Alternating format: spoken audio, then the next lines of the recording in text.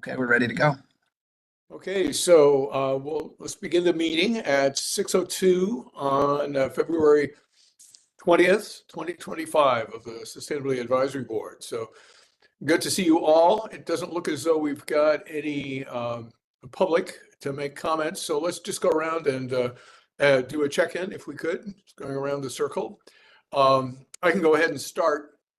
A couple of things. Mike and I attended the Westland Garden Club meeting a few weeks ago and really found it to be a pretty engaged group of people. There were around 20 folks who were in the room. And one of the things that we talked about was the possibility of finding ways to encourage more kind of shared gardening in people's yards, since there are so few community gardens available. And the folks in the garden club were really interested in potentially playing a more active role in teaching their neighbors about how to garden. So I think it's something worth kind of thinking about in the future. And the other thing that I wanted to mention that is I've been attending meetings of an electrifying building coalition from around the state who meets every couple of weeks. And I've been doing it as part of my membership of the Lake Oswego Sustainability Network's Advocacy Committee. And one of the things that happened earlier this week on Tuesday was the Ashland City Council passed a resolution to charge a fee for all developers who construct buildings with gas appliances. And so they're not preventing the building of gas appliances, but they are attaching a fee to it because of the cost of climate change. And it's something that we might think about doing as we move forward. So just seemed like an interesting thing worth being aware of. So Kate, why don't you be next? Yeah. Hi, everyone. Check in. We've been pretty busy just doing family stuff over here. It's Girl Scout cookie season. If anyone needs any cookies, I have a hookup for you. Kids are doing all the sports. My cat's meowing at me. And yeah, we're doing great, just doing our day to day. Oh, I should say, that said, my wife had knee surgery and is recovering, and so I've turned into a chauffeur to take everybody everywhere, including her to PT and all that kind of stuff. So, Wow. but recovery's going okay. Good. That is good. Why don't you choose the next person, Kate? Oh, let's go ahead, Mike. All right. I think one other thing I wanted to highlight from our meeting with the Westland Garden Club is there was an attendee there who said that there is I think it's organized by Energy Trust of Oregon, but there is a building energy consumption dashboard that the city might be able to take advantage of. And I know that we've done the energy audit in the past, and that might be a way to enable the city to do that kind of reporting without having to resort to building a new section of the website. So I've got a contact for that person. I haven't had a chance to reach out to her yet, but that might be something that the city could explore. I'd certainly be willing to put in some legwork to see what's necessary to get that up and running if there is interest.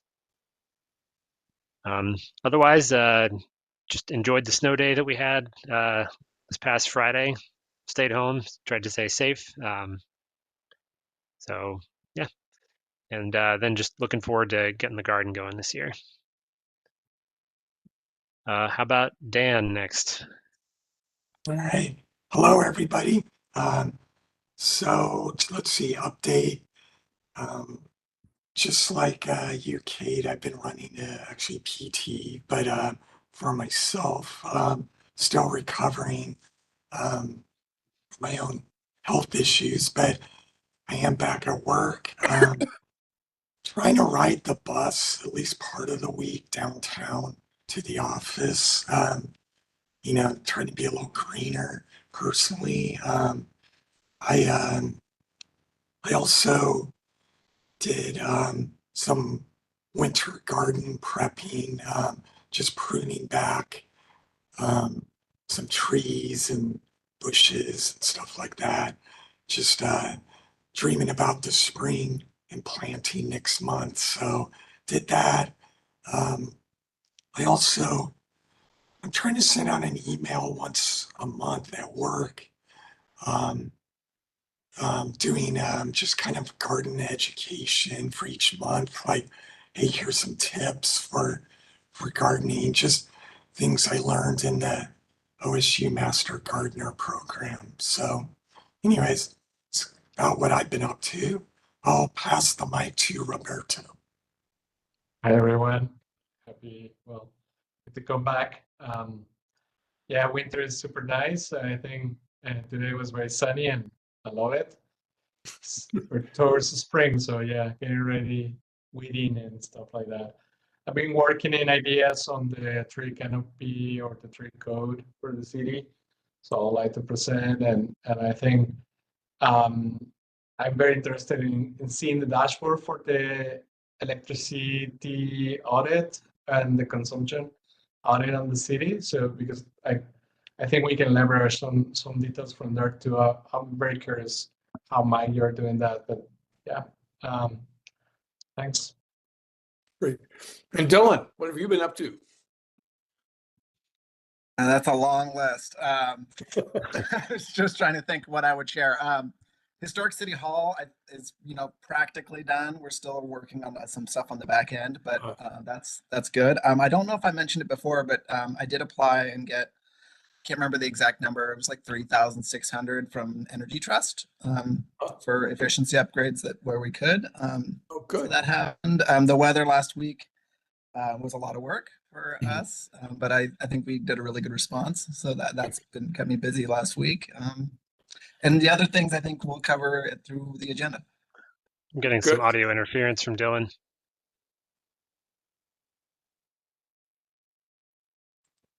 Is that on my end? Everyone hear me okay? I think you're okay. I didn't hear any interference from Dylan. Did anybody else? Yeah, Wait a it second. sounded fine to me. Okay. Let's see what happens. Good. Well, we've got a long agenda that I'm not sure that we're going to get through. Dan and Victoria and I kind of sat down a couple of weeks ago to try to kind of work through things that could be addressed. So I would say try to get through as much as we can this evening. And since Victoria is gone, I was asked to kind of go ahead and facilitate this meeting, so I'll just try to work our way through it. I think the first item of business is really to approve the December and January minutes. Did folks have a chance to read those? Mhm. Any recommendations or changes for Dan, who's been taking those notes? Not from me. Uh, Dylan, would it be okay to approve both of them at the same time? So can I have a motion to approve the minutes in a second? I move to approve the minutes. A second? A second. Okay. All those in favor? Aye. Aye. Okay, great. Thank you. Moving on then to parametrics recommendations. Did folks have a chance to reread those as well as the remainder of the document when they talked about the role of the SAB as it related to those particular items? Mhm. So thinking back on them, would you feel, actually a question first for you, Dylan. To what extent has the city council had a chance to review these? Have they looked at these at all? Yeah, I can't know. I'm not sure if they've seen this more detailed list, but they did see the list, which is essentially it's all the same things. I think they got it with the annual report from you guys, Yeah. and it is listed. I could go to it right now as a council priority. One of their council priorities is develop and prioritize list of highest impact sustainability measures with consultant assistant based on cost and staff capacity for implementation. So it's essentially, what we're doing. With the Okay, report, good, starting great. to work on towards it. So, any concerns about any of the first 5 of those recommendations? Most of these are things that the SAB would be primarily kind of advocating for the city council. We would kind of, as far as I understand it, throw it to the city council, and then they would choose the items that the city staff would be encouraged to attend to. Would that be pretty much correct, Dylan? Um, maybe, some of it's operational stuff. I got some direction from the city manager recently on the report. And I met with Parametrics about a week or two ago and kind of, because they were asking, now they've done this report and next steps and kind of helping us towards some of those. Yeah. And one of them, and we were using council guidance because one of the council goals is still, one of them is EV charging, which was on the Parametrics report. So that's Right. one of the things Parametrics is going to start helping us work on the EV policy. Uh-huh. So yeah, I mean, it's kind of council, you guys, Okay. and my management kind of Okay. helping us focus where we need to go. Yeah. It sounds like it would probably make sense to go through each of the items and see like where people stand on them and see if there's any discussion about, further discussion. So does that make sense to folks? Sure. Okay. Yeah. So, good. So Dylan, let's put them up. I'll just kind of read through the notes that I took. The first was to develop a policy regarding the purchase of alternative fuel, EV, and hybrid vehicles, including a cost-benefit analysis. Do folks feel like that would be an important thing to basically set before the city council? And the role of SAB with regard to this would be advocacy. I would be interested in seeing what the policy development looks like beyond just advocating for it. Right. So We may be able to Dylan, offer some helpful suggestions. yeah. Do you have any recommendations about that policy development, Dylan? Not really. I mean, we can see what Parametrics brings back. And then Uh-huh. I was imagining Public Works would take the lead on that because they do all our fleet management. Right. And yeah, I mean, I think when we get it to a certain point, we can definitely share it with SAB for comments. If that works. Okay. How do people feel about this? Any other discussion about this particular item?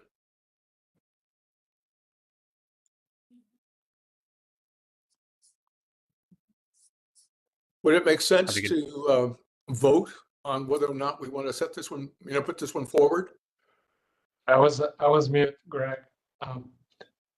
Like, what vehicles we're talking about exactly here? What is the recommendation?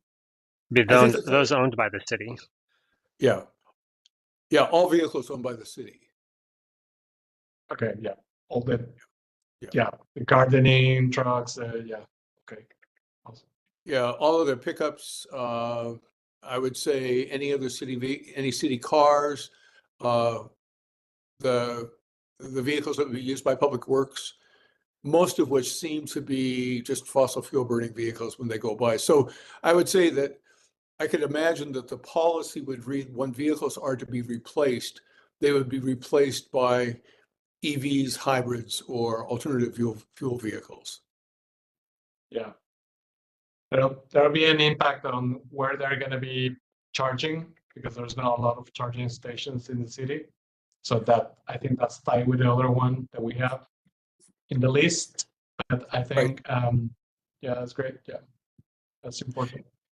And Dylan, do you have a sense, after having seen at least some of the preliminary plans from the Public Works building, whether or not there will be multiple charging stations included in that design? I haven't seen a lot. I've heard that there's going to be some, but I haven't seen the plans or anything Okay. myself. Yeah. So that would certainly be one of our recommendations in terms of the policy, it would seem, to make sure that there were adequate sites in the city that would allow for the charging of electric vehicles. Yeah, I mean, that's logical. Yeah. Yeah. So, anybody opposed to moving forward with this particular item? No. Okay. So all those in, Kate? Yeah, no, I'm not opposed. I'm looking at some of the documents from the other cities that they linked there. Yeah. Uh-huh. So I'm imagining we could use that documentation to help frame our own policy statement with regard to it. That's what I was thinking. Yeah, good. So maybe just to make this official, all those in favor of moving forward with this, can you raise your hand, and maybe can we go back to so Dan can see the full screen, Dylan?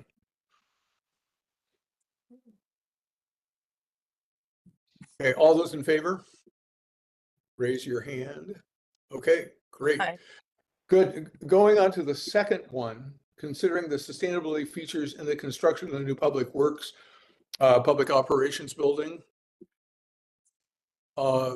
Any discussion about that, or is that something that you feel we could pretty easily kind of move forward? Because it seems like that's more than anything else, just kind of recommending that the city take those factors into consideration. I know that last year I had a conversation with the architects who had been working with Megan on the public works building. Are the architects still the same? Is it still the same firm, Dylan, as far as you know? As far as I know, yeah. Okay. So I think it's probably just, being able to review that process and asking to be part of that conversation. So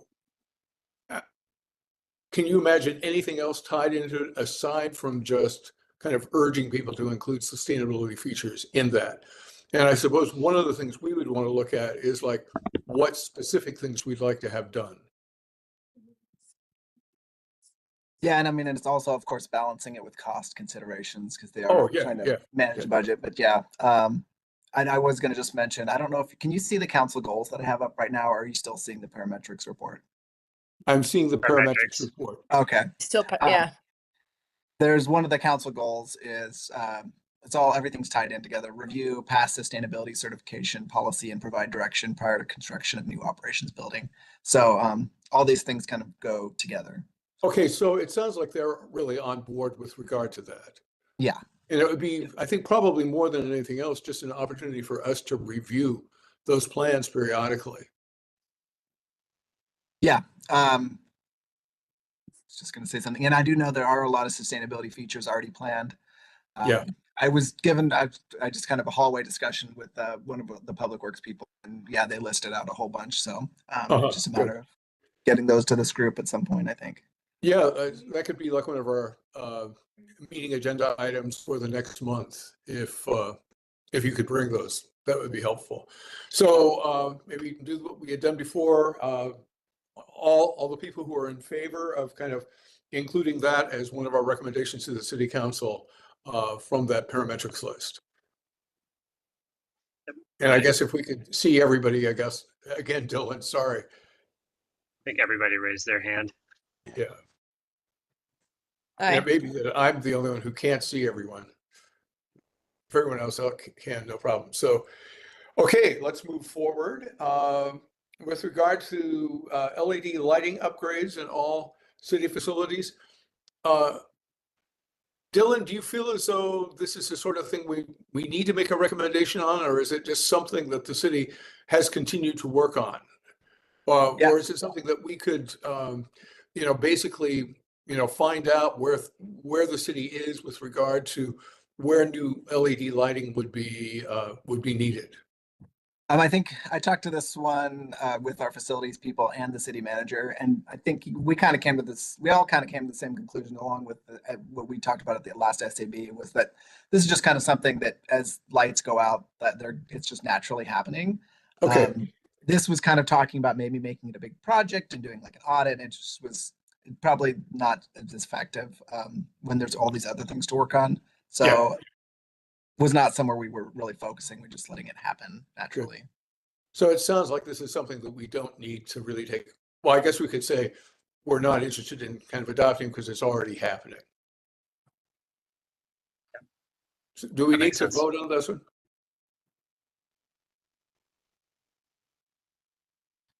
I think we can pass it by. Just pass it by. Okay. Yeah, I think it'll just happen on its own. with regard to seeking additional funding for HVAC upgrades and solar installations, again, one of the things that Parametrics said was just kind of prioritizing these kinds of improvements. And again, advocating for the city to actually take these kinds of things on, recognizing that it may require seeking external funding for it. And I know that Dylan, you sought external funding for like an improved HVAC system up at the Adult Community Learning Center last year. Is that right? It was for a generator. Yeah, We yeah. didn't get it, yeah. And it seems like that's a pretty plausible thing to really kind of seek out. But are there people who are able to kind of keep track? Well, let's say that Parametrics is able to recommend particular funding sources. Would there be folks in addition to you or aside from you who would be in a position to write those grants? Well, we do have a new staff person in finance that is supposed to help with grants, but they're also doing contracts and a bunch of finance stuff. So yeah, but they can help, yes. They could help, And okay. this is in the last meeting I had with Parametrics. This one, and I believe, I don't know if it's number 5 or number 6, something about, yeah, establishing funding. That Yeah. was something the city manager was interested in. So as far as next steps, we asked them, can they help us, look at more funding and look for grants just to kind of do general funding and grants for HVAC. So they might come back with some specific recommendations and maybe help us with some grant applications. That's kind of what we asked for as the next step. Right. So we will see. So it seems like, just folding 4 and 5 together in terms of Parametrics, helping with the writing of grants or just the identification of grant streams that we could tap for both HVAC, solar installations, and other sustainability initiatives. Would that be the sort of thing, like if we were to rewrite it so it's just one proposal or one recommendation? Seems like they kind of go together. Yeah. But, for sure, certainly the HVAC thing is something that we'd encouraged in that earlier recommendation with regard to making a transition away from fossil fuel burning furnaces to heat pumps. So are people in favor of doing that or any further discussion about it?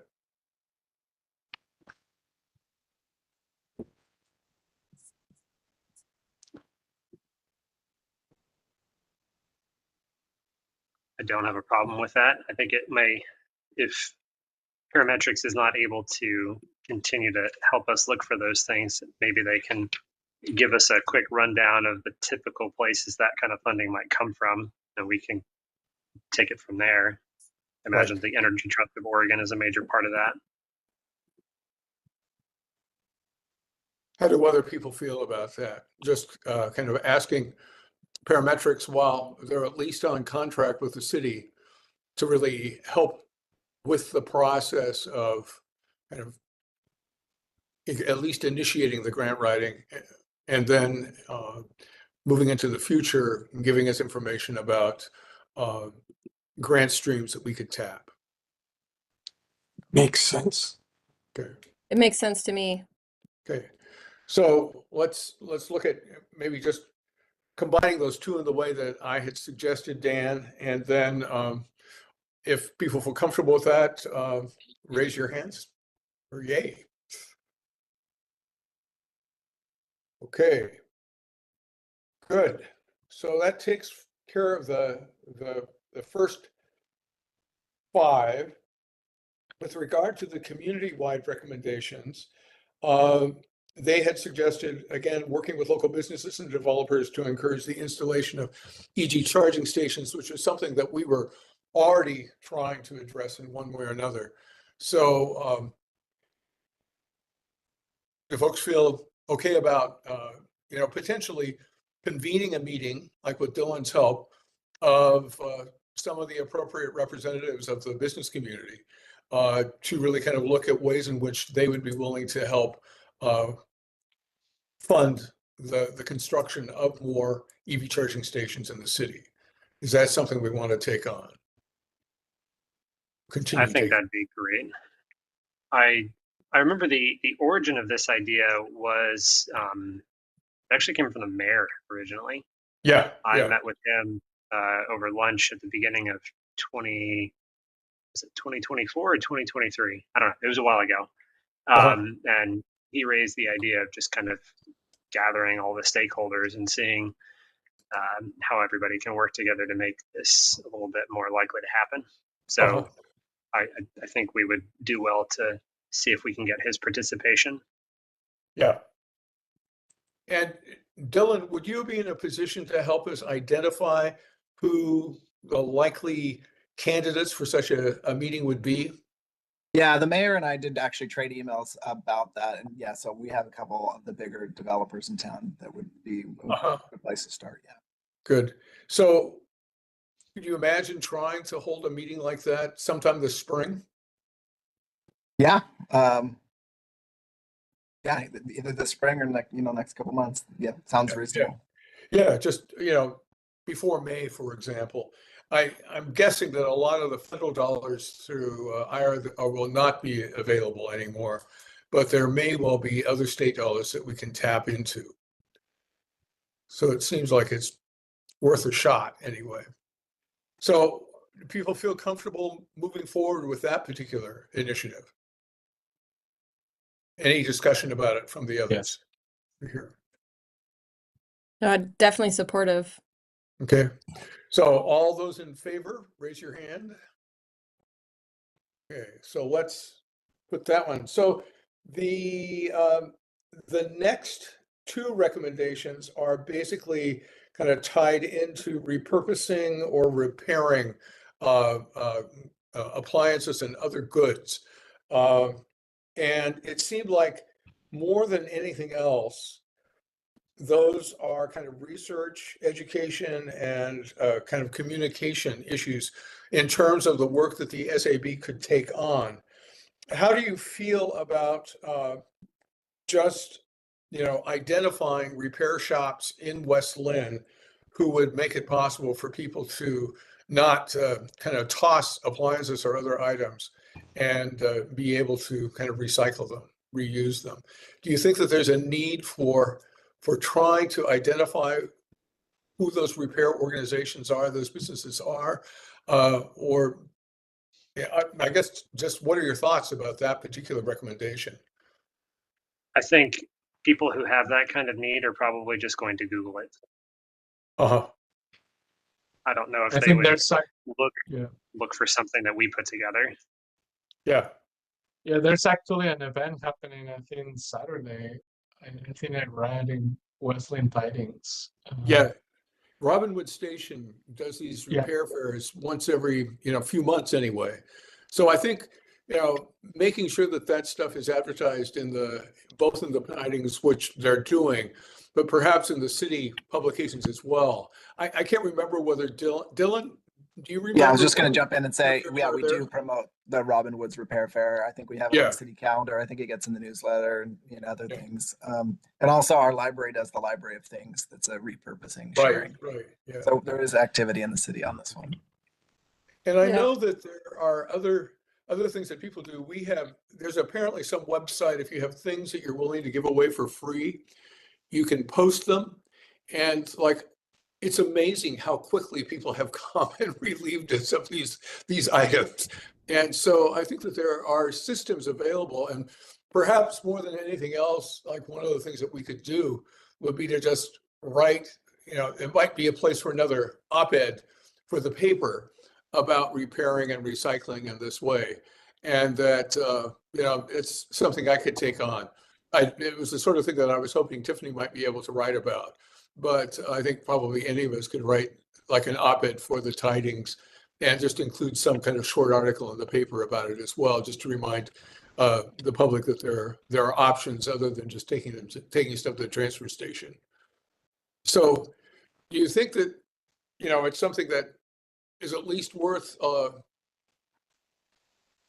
an article in the paper? I think it is. I think it sounds like, yeah, I think that's a good idea. And then there's also the like recycle events that the waste management puts on, right? Wasn't there one at the church across from, maybe I'm making that Yes, up. The church across from Safeway, yes, there like was in the they do fall. that every once in a while. Yeah, Yeah, and so but I think including something about like, hey, look at all these ideas for ways to repurpose, to recycle, to share, to yeah, yeah. repair. And, perhaps more than anything else, just do like some writing about it. Yeah. Just out of curiosity, are people aware of any repair services in Westland? I'm not personally. No. Yeah. I think I mean, there's the only like one I think of is garment the repair. event that Roberto was talking about. That the only thing I would think of is if I was like, oh, I need to get something repaired, I'd look up when is the next repair fair at Robinwood. Yeah, yeah. And The then I think also, as Mike Cascade said, Summit, they offer like garment repair. oh, Cascade Summit does? Oh, neat. Yeah, I've had a pair of jeans repaired there. Huh. Oh, nice. Yeah, that's neat. So, There's cell phone repair up by City Hall too. uh-huh.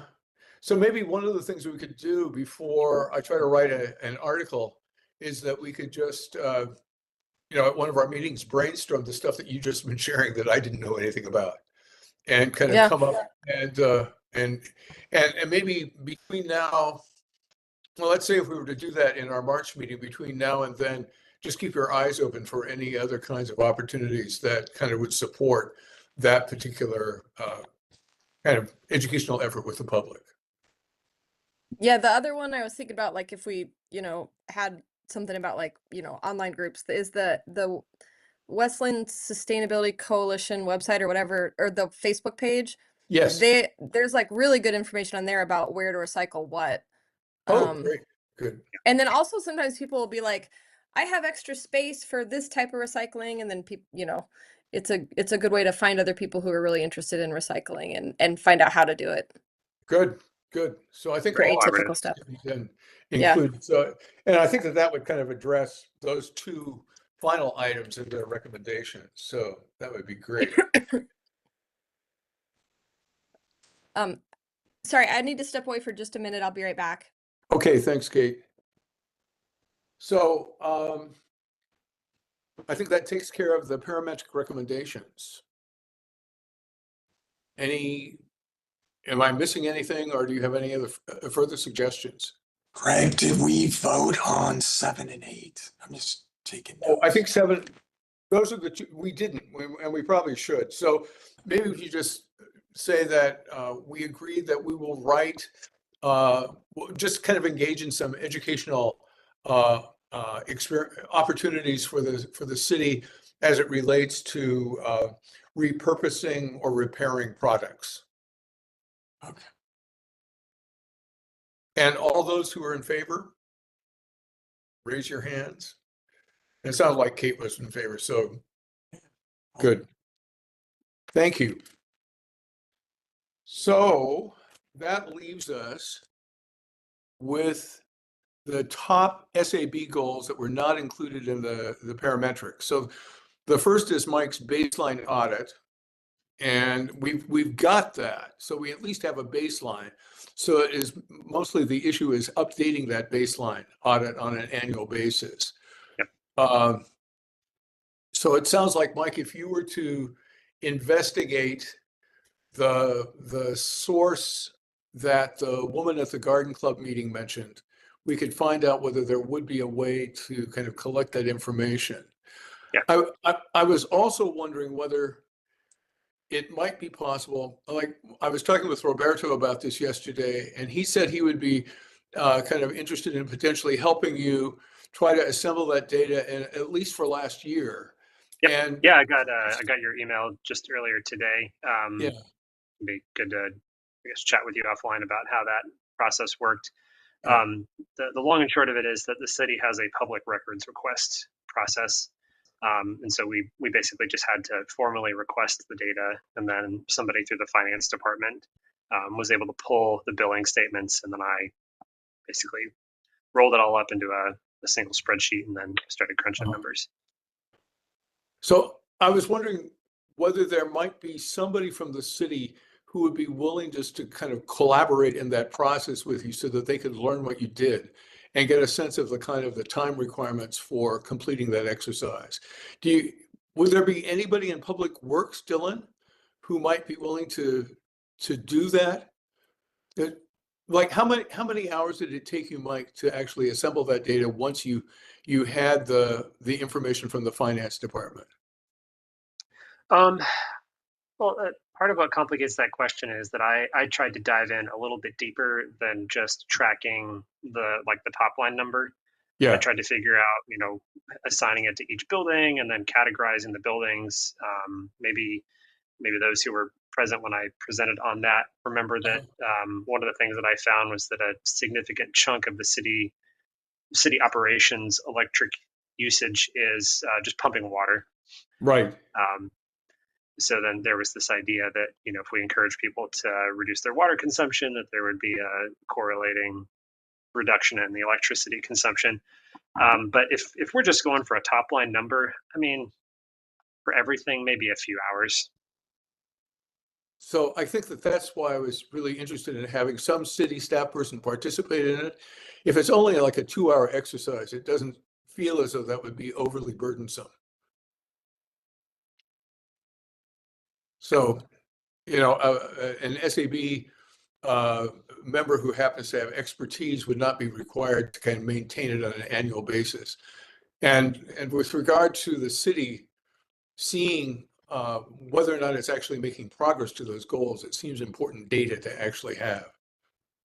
Yeah, Greg, according to the activity, I was also thinking, so we are moving towards a carbon footprint measurement, or kind of like assess how the city is affecting our carbon footprint in general. And little by little, it's going to be regulated, and we're going to be in the scope of every city or every like public building, or eventually it's going to go to end users or living members. But what I'm thinking is, if we create a short, like automated way of getting this information, and we just, more than just buildings, we start adding more items little by little, but more like an automation or automated way of doing this, taking the methodology and approach that Mike did and start leveraging that like that process into something that is just one click probably. I don't know. I'm thinking technologically speaking, like maybe just a Python script.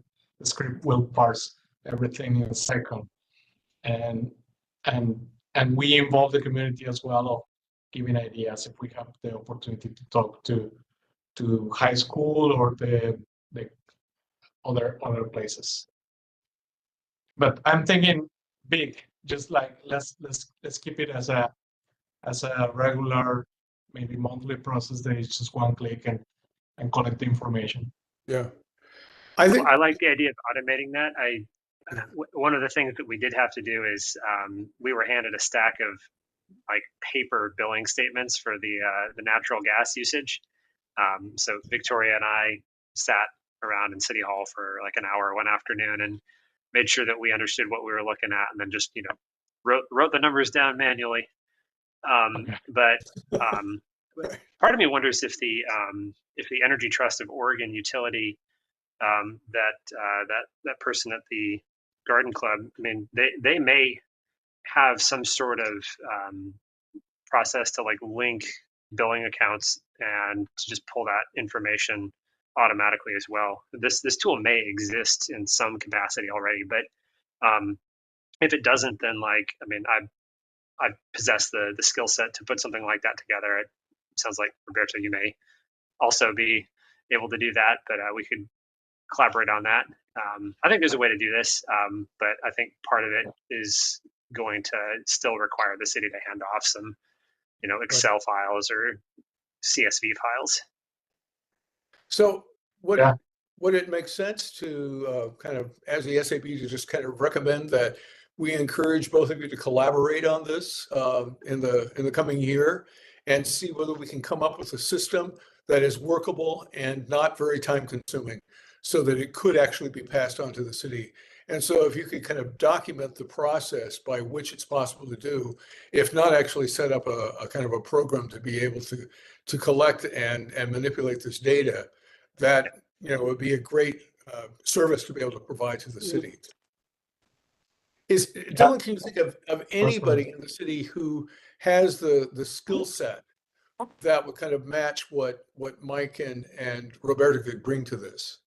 I mean, there might be somebody in finance. It's all just a workload issue.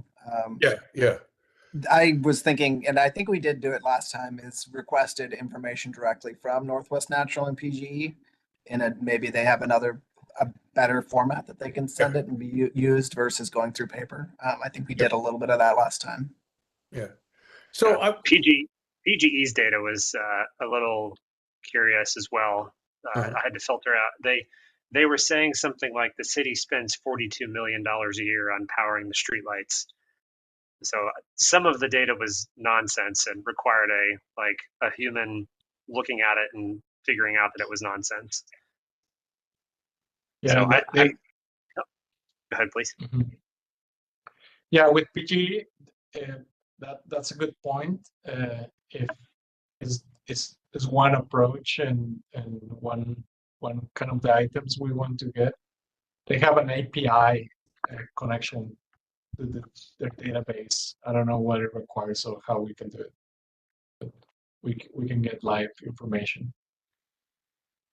So should we vote on kind of encouraging this effort to kind of refine and standardize the process of kind of annual audits?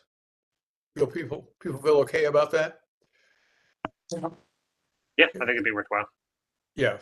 I don't know if we need to have a motion. Do we need to have a motion to kind of encourage that to happen? I think I can work on that without the motion. Okay, good. So I encourage you and Roberto to get together and see what kind of brilliant things you can come up with. That would be great. Sounds good. Good. Yeah. Thank you. The next item was where we want to go with regard to Did the you have an item, conversation. Kate? I just had sorry. a quick question. Sorry, I didn't realize I was muted. Do we have like a quick summary or something of the last time that you requested that? I know it's been a little while now, but do we have something kind of? As far as the request, not necessarily. Are you looking for the final product of the audit itself? Yeah. That would have been shared in an email that I sent out to the group. When did that go out? A year ago plus. It's been a little bit, right? Yeah. Part of what I was just thinking is like, part of what I was thinking is we could do a better job, like sort of sharing things like that. If there's spots where we think it might be useful to, whether it's like the Westland Community Facebook page or the Sustainability Coalition group, or like start to like have some of that type of thing that we're doing shared so that it makes us more visible and gets people thinking about it. Yeah. I remember trying to look for it on the city website, probably 8 or 9 months ago, and couldn't find it. So do you know like whether it was ever posted, Dylan?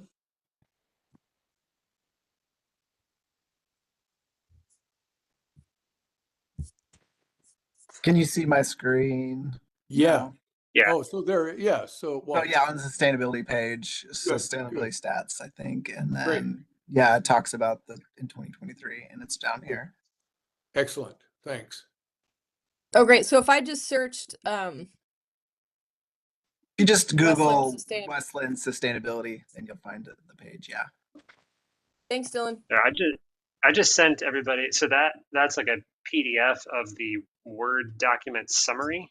I forwarded an email that I sent out. Looks like November 14th of 23. That also includes the data that is the basis for that report. So I don't know if this had everything though. It might just be the summary data. Come here. I just had to make Frost stop yelling. Give me a hug. You want to say hi? Hi. Hello. Hello. Okay, Did you you go go close the ahead? door. I know, she's just meowing over and over. My cat can't decide if she wants in or out, and if the door is closed, she's just screaming at me. So I'm trying to deal with that. As Thank they you for will. opening it. Right, great. So, I think what's wonderful about this is that we at least have the data for 2023.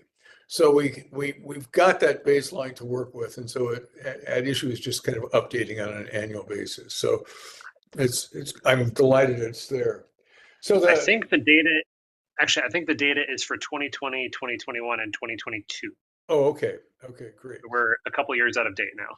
And so, but we still got a baseline, so that's good. Yes.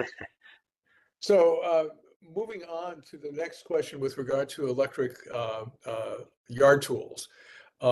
We had gotten that request from Lake Oswego about collaborating with us, and I know that in my participation with the Lake Oswego Sustainability Network, they kind of explicitly decided to really kind of focus on public education more than trying to come up with a regulation with regard to particularly gas-powered leaf blowers, in part because of their concern of the impact of such regulations on small businesses like landscaping firms, which are oftentimes owned by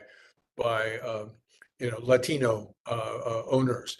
And so I think their feeling was that until Clackamas County came up with a way to kind of help the small business owners purchase the electric powered leaf blowers, it made uh, the passing of those kinds of regulations problematic, and so wanted to kind of continue to kind of encourage people to move in different directions. And so that's why they've ended up really focusing on landscaping tools in general rather than only leaf blowers. And I think my sense is that that makes sense. And I think Tiffany's article, I hope everybody saw it in early January in the tidings, really tried to address that. And it's the sort of thing that I think we could continue doing, perhaps, having little statements about the value of it in places where people can kind of buy those tools.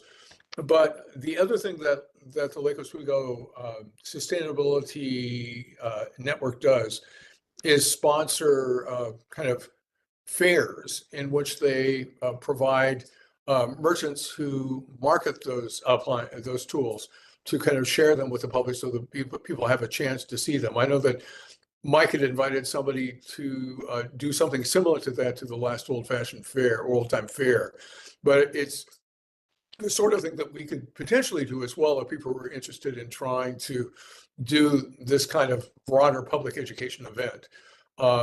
What's your sense about ways that we can move forward with that effort to encourage more people to, transition to electric air tools?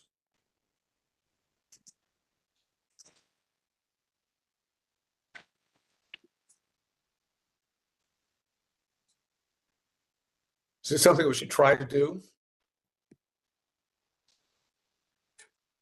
It sounds worthwhile. I mean, what would the education outreach be, or what would that look like? Yeah, Doing that's something my like a main fair, question. like the kind of thing that the Lake Oswego Sustainability Network does, or potentially collaborating with them. Maybe we could do some kind of fair at Lakeside High School, which is kind of like on the border of West Linn and Lake Oswego, and kind of invite people from both communities together to that event. I like that idea of collaborating with them. Mm-hmm. Yeah. Sounds like they may be a few steps ahead of us and could be able to help give us good advice about how to work this in our community. Uh-huh. Yeah, maybe the activities they've been doing in Lake Oswego, leverage that and just try to mimic the same. Have you find information or metrics how much gasoline consumption they have, like just in Lake Oswego public services on blowing or mowing? I honestly don't know whether anybody has tried to kind of collect that kind of data. it would be kind of a major operation, I think, to come up with anything that was anything much more than speculative. Yeah. But I haven't seen anything like that in the material that they have pulled together. But yeah, I think this is great. I seen those demonstrations in electric cars as well in the community college in Portland. And I think people can just go and test the tools, and they can be multiple vendors, and they can, Yeah. not a specific vendor, and people start getting like losing fear or just getting at least hands-on. Yeah. Yeah, I think that's the primary value of these things, is just that they become real rather than, imaginary. And so there would be some value in that. So if you're interested, I'm happy to talk with folks on the Lake Oswego Sustainability Network and get a sense about like whether or not they anticipate doing another fair like this, and whether they would be willing to try to collaboratively organize it and hold it in a place that would be kind of closer to West Linn, and see whether that would make sense. And if they don't have any of these planned in the future, I could also approach them about just trying to get the names of the vendors and the people who have been interested in participating in this in the future, because I'm imagining many of them are probably not only, they probably were not reliant only on Lake Oswego merchants. That's a great idea, Greg. Okay, so I'm game to move forward on that if people are in agreement, and then Dan, you can just list it as one of the items that I'll kind of take on. Okay, sounds good. Okay. Does that makes sense in terms of our current involvement with this effort? On everybody Yeah, else's step one. That's good. Yeah. Yes, like it. definitely. Okay, let's give that a try and see what happens. And then I know, Dan, you had done quite a bit of research with regard to ways other communities in the state are trying to grapple with this. It might make sense just to kind of identify the other communities in Clackamas County that are kind of grappling with these issues, Sure. and then see whether anybody has actually gone to the county commissioners and requested that they kind of explore the possibility of creating some kind of backup fund for small businesses asked to no longer use gas-powered leaf blowers. Okay. Yeah, I can So, work on that. okay, that would be great. So, okay, anything else with regard to landscaping tools and gas-powered leaf blowers?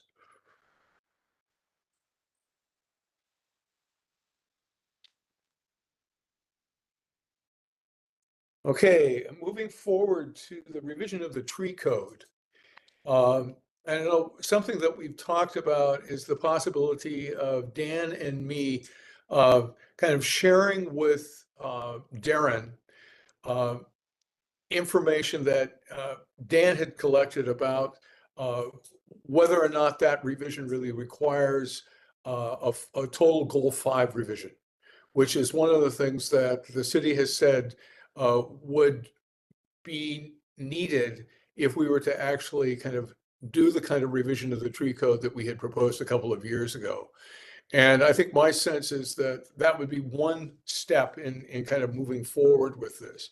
Have you had any further conversations with the city council or with Darren about the revision of the tree code? I noticed that it's not listed among the goals. Is it still at least on the docket, Darren, or Dylan?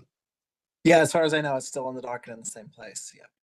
So I think we were just interested in trying to get it kind of prioritized. And it seemed like kind of dealing with the issue of expense and time would be a way to deal with that. If as Dan has discovered, that kind of goal 5 review is not required.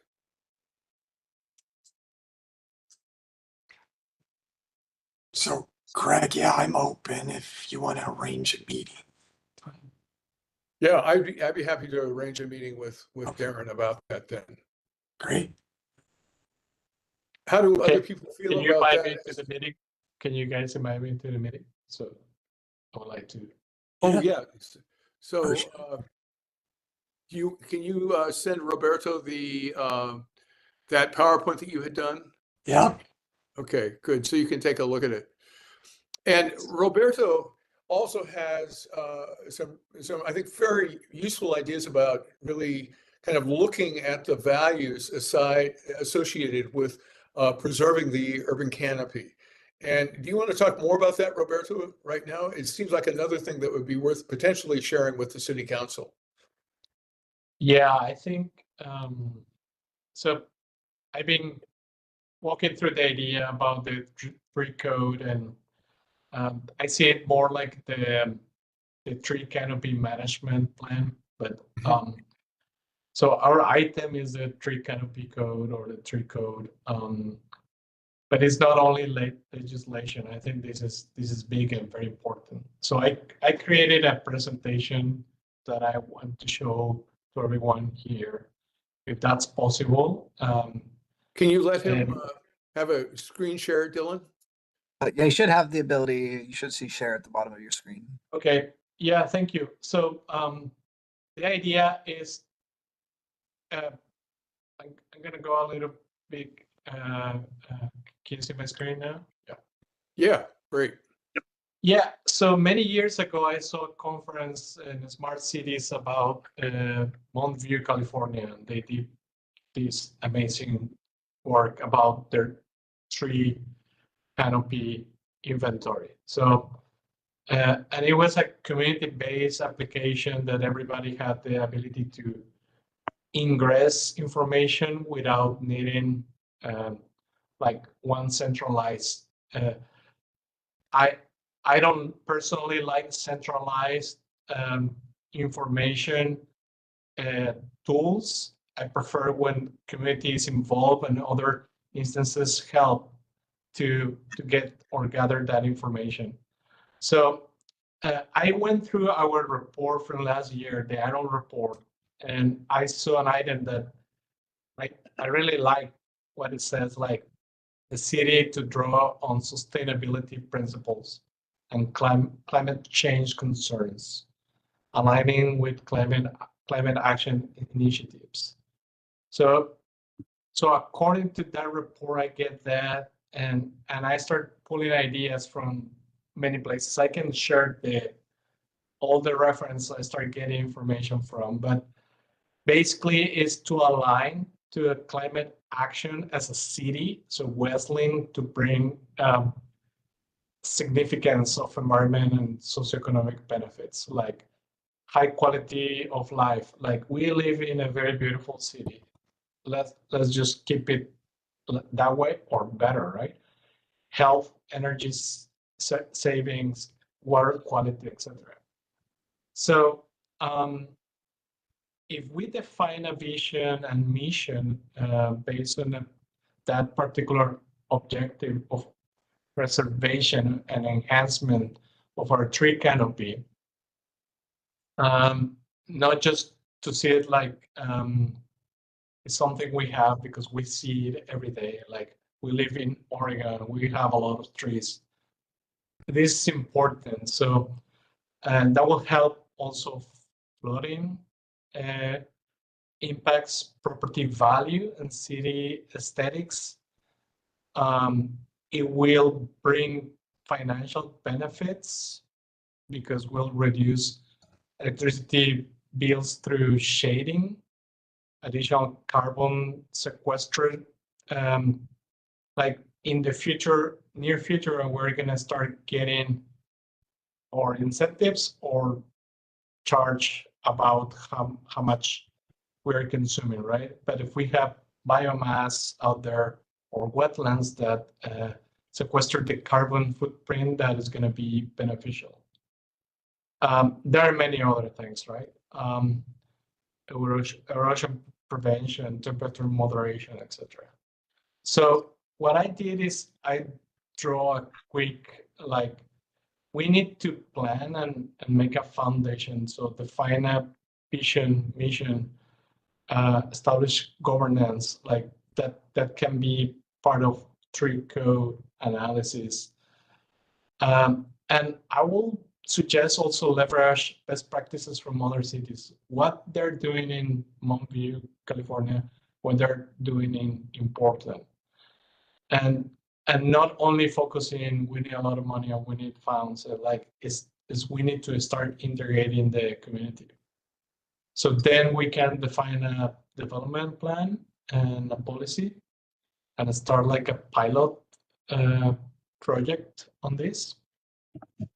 And then we start collecting data. So I've been thinking maybe we can involve, there are web-based tools like iTree and other tools that you can use right now.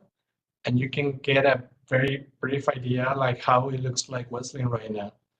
And it gives you, in terms of financial impacts, and there's a lot of data. I don't know how to use the tool.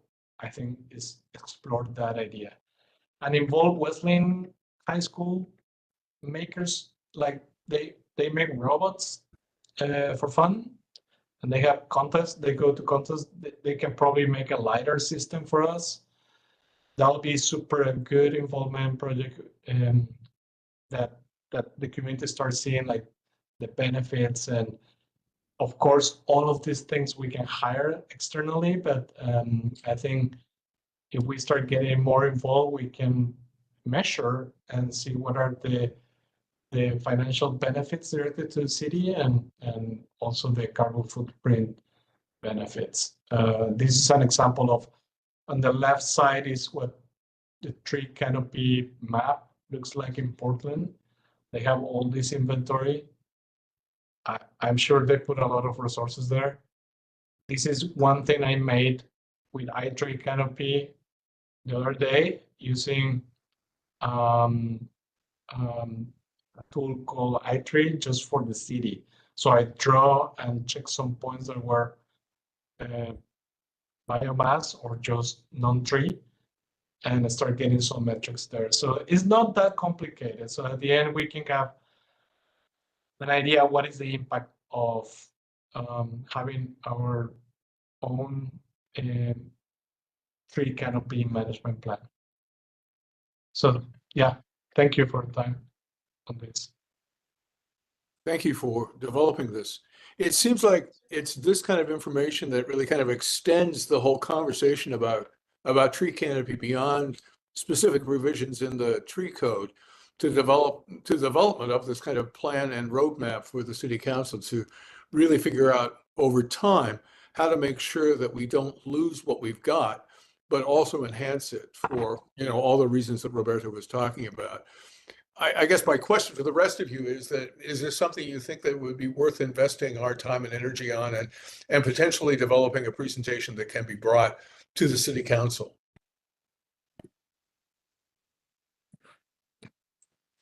I would say yes. This was really helpful for me. I mean, because I've been thinking about this in terms of the tree code, but then some of the details that Roberto included, thank you, Roberto, were very interesting and helpful. Definitely.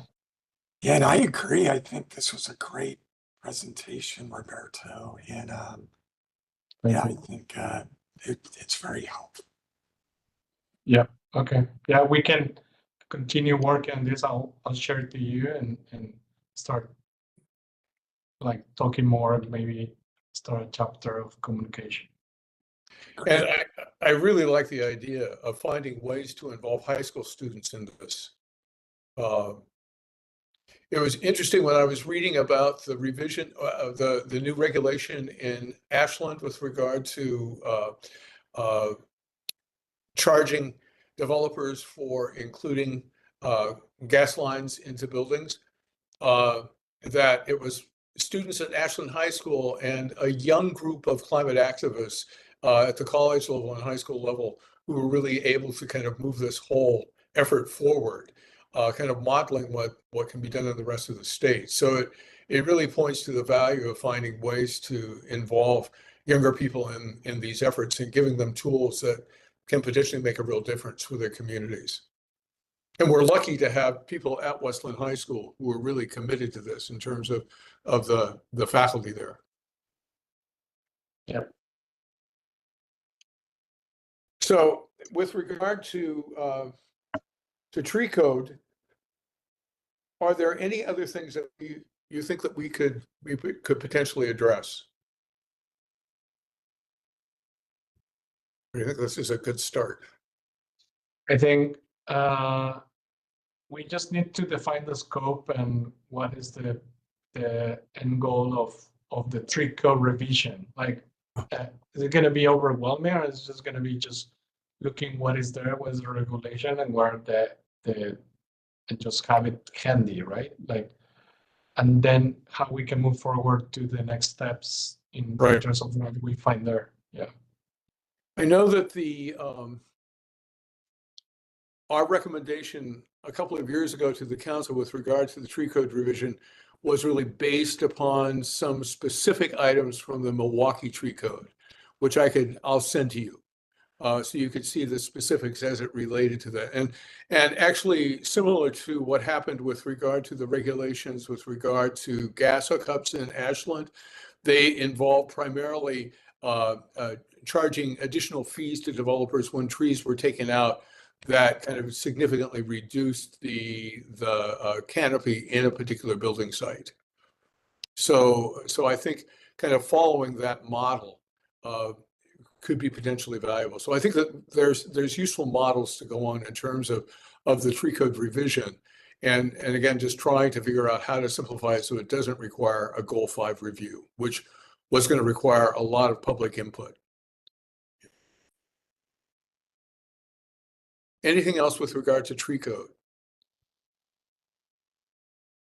There was one other item that didn't get on the list, and that had to do with conversation that we had about the wetlands development down on Fifth Avenue.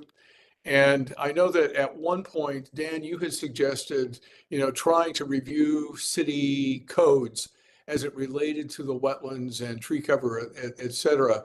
And I'm wondering whether that might be still a possibility. I think Darren had recommended that SAB could not take a particular stance with regard to that particular development in terms of testifying before the city council, but that I know that you had the thought of just kind of reviewing the codes and at least alerting the city council to ways in which the development might kind of counter what is in the development codes, the CDC. Yeah. Do people have thoughts about, go ahead. Oh, I just remember Greg talking to you about that. It's more of like educating the council on those issues rather than making a recommendation. So, Darren, do you feel that would be like an appropriate action for the SAB to take on? I don't know. I would have to go back to, we got that legal advice. So it's something coming from the committee as a whole, I think, was a problem. If individuals had their opinions that they want to send to council, that was fine. That's what I remember from the guidance we got. And I believe this topic is coming to council pretty soon. I was just trying to look up the date. Well, I know that there's going to be a hearing about vacating some streets in the area. Yeah. That's the next one that's kind of on the agenda anyway. That's the one I was thinking of is coming soon. Yeah. Yeah.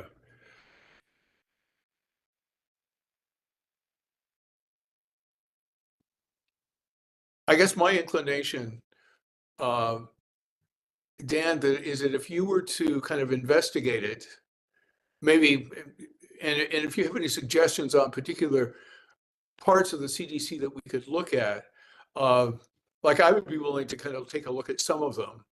And then maybe if not as members of the SAB, as just members of the public, then, we could use that information to then share as citizens with the city council and the planning commission. Sure. Yeah. I'm happy to do a little research for you, Greg. Great. Good. Any other thoughts about that in terms of, I think Dylan's point is a good one, but it doesn't really stop us from also, acting as individual citizens as it relates to these kinds of issues.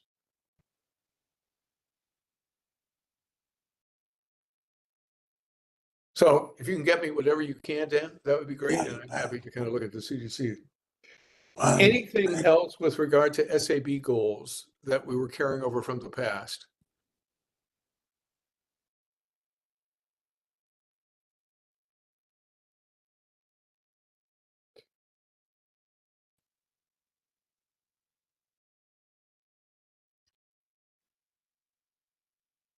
Okay, now moving on, with regard to education efforts, Victoria and I talked about the Earth Day outreach this year.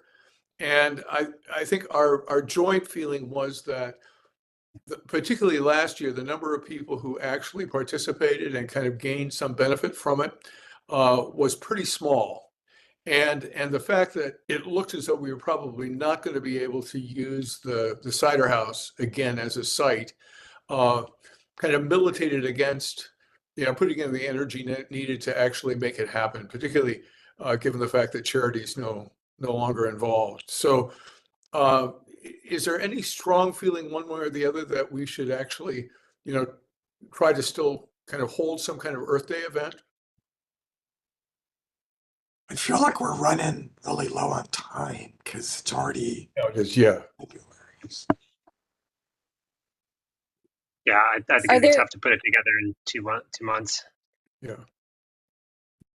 Yeah, are Kate? there any other Earth Day events that we could like help with someone else's doing the work? Or like, that we could have a booth or something at where we're not having to like, you know, you all did a lot of planning and work on that, but is there anything else we could piggyback off of that's happening?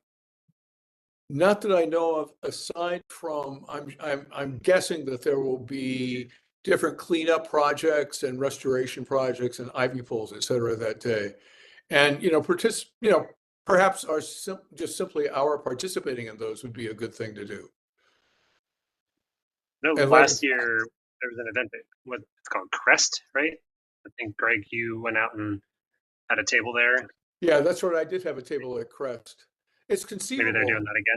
Oh, actually, what I learned is that the district just stopped funding Crest, unfortunately. Yeah, so they won't be That's operating unfortunate. anymore, unfortunately. Yeah, yeah.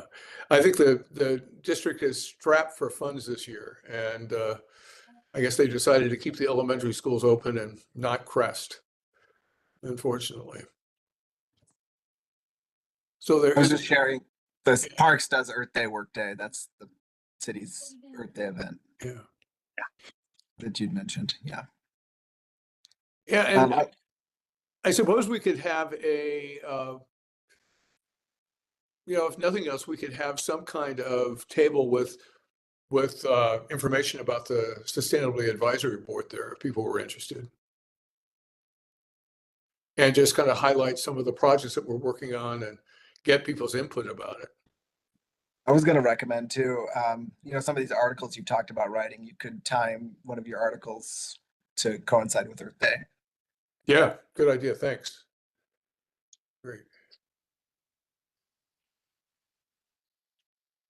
Kate, it's not a complete answer to your question. It's at least something. But well, what do folks think about participating as a group in that? And then perhaps just being available to answer questions about the Sustainability Advisory Board for people who are interested at the end of it.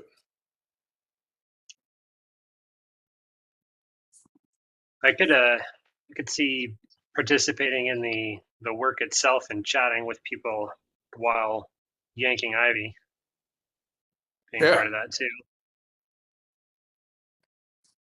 I wonder Yeah, my if first thought was, oh, yay, that sounds really fun. And then I'm like, what's the date? And do I have something already scheduled?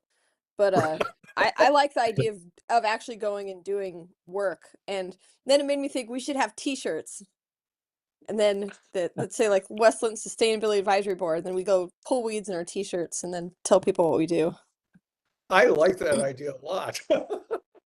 So Fun. I guess one of my kids did graphic design. I could ask Ethan to come up with a design for a t-shirt, and then I guess we could all pitch in and print them up. Or unless one of us happens to be a silkscreen artist. Any Not me. silkscreeners in the group?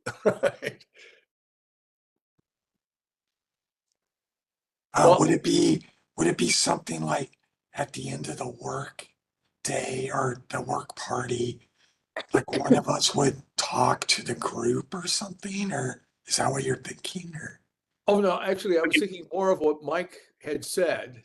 And that if all of us had T-shirts on, oh, that said Sustainability Advisory Board, then there would be a kind of a reason to ask us questions about what this, so really make it much more informal.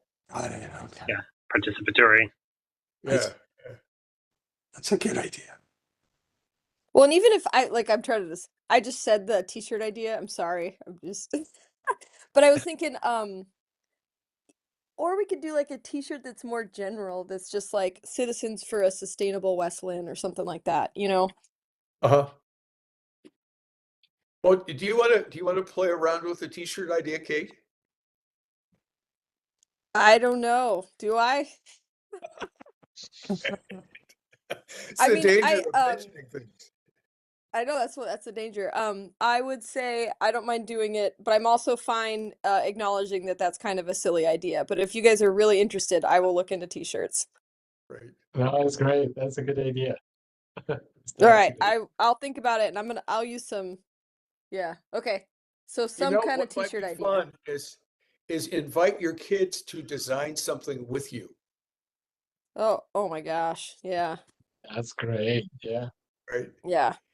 And I'll ask my wife if she knows somebody who does silk screening or something, but and it might not cost a fortune to actually print, a half a dozen of them up. Might be fun to do. Yeah. All right, I like it. Okay, so probably not too many colors. Just Yes. Yeah. simple. So good. Well, let's play around with that. Folks still interested in registering for the Old Time Fair? Yep. Okay. Sure. So I will do that. And I got in touch with the folks from Backyard Habitat. They are interested in doing some kind of presentation at the library in the probably late summer, early fall, when people would be likely to, be kind of cleaning things up and potentially planting native plants. So I will talk with Doug Erickson at the library about what it would require to kind of reserve that community room, and then kind of plan on having some kind of event for Backyard Habitat at that point. Does that make sense?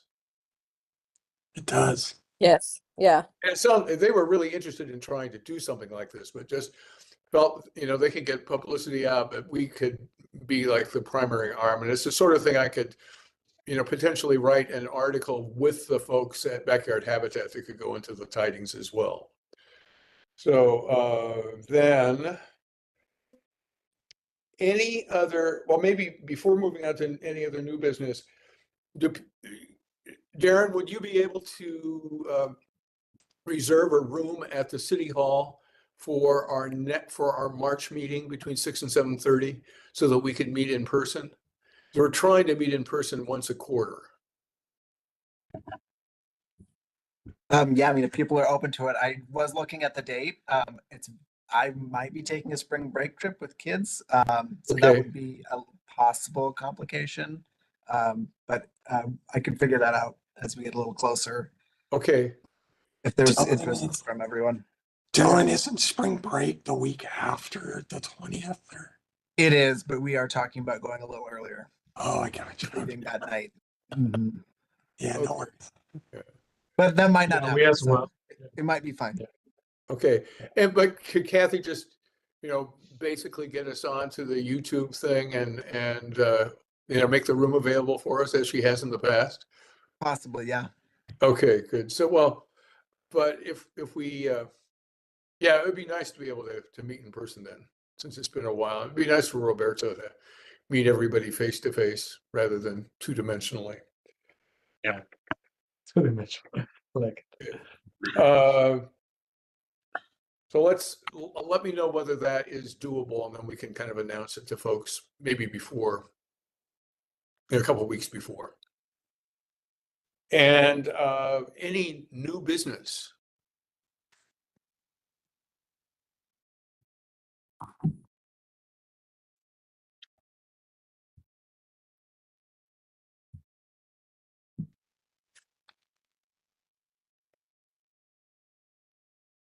I've got a question then about what I had kind of mentioned at the beginning with regard to the work in West Linn I mean, in Ashland, to put forward a resolution about charging for gas hookups as a means for reducing the carbon emissions released in the city over a period of time.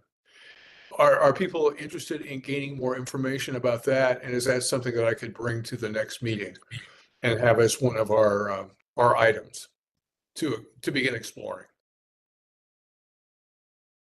I like it. It's a good idea.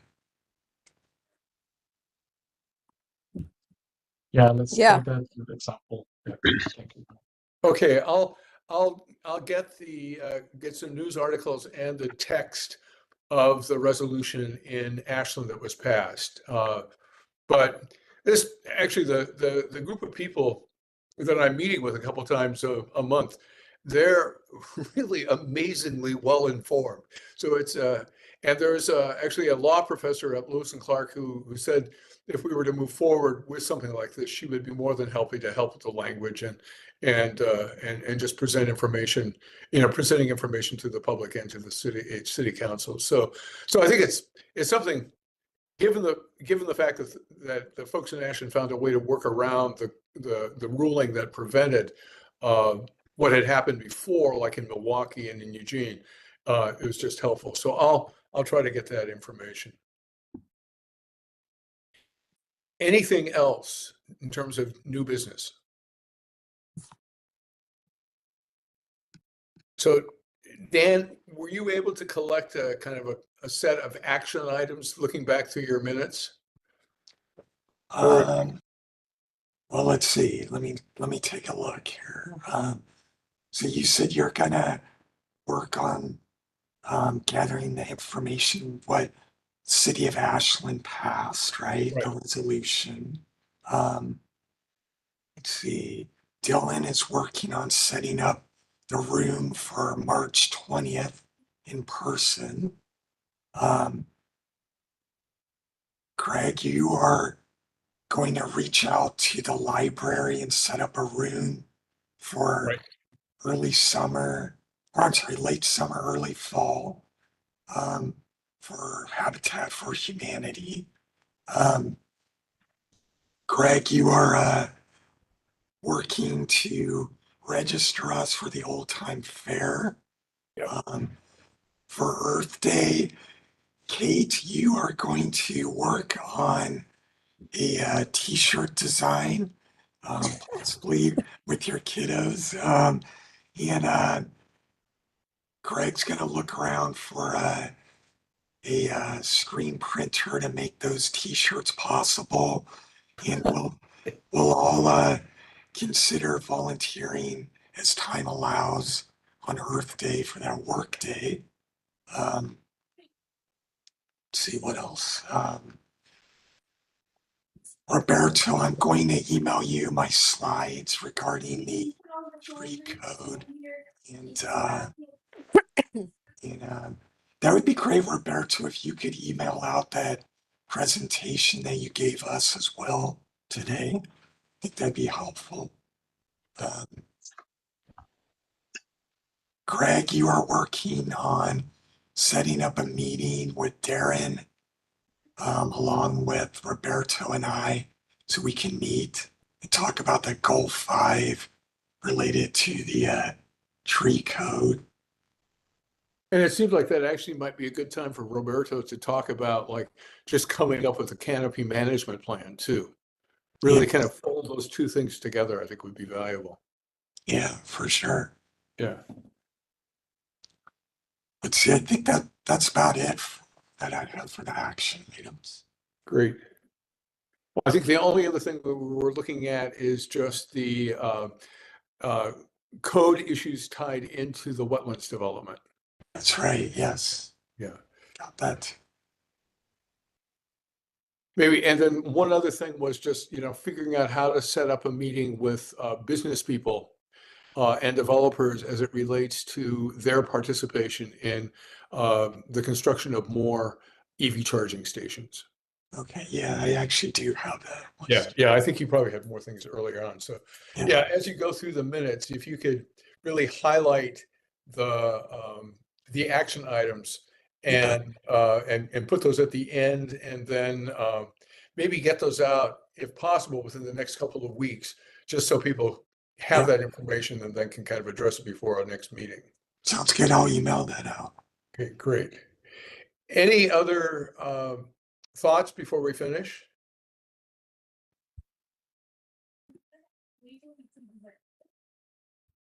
Kate, we're not quite getting you. Oh, that's background Oh, I noise. think Sorry, that- I'm here though. okay. But no, I no, Okay, good. just thanks for everyone who put the work in to get all this ready. Good. Certainly. Thank you all for participating. Good meeting. Really nice. Even though I'm only seeing you as little tiny images, like the stamp images on my computer, it's very nice to see you. So have a good evening, and we'll plan on meeting one another in person, hopefully next month. Take Sounds care. good. Thank you all. Thank you. Thank you all. Thanks, everyone. Good night. Bye-bye. Good night.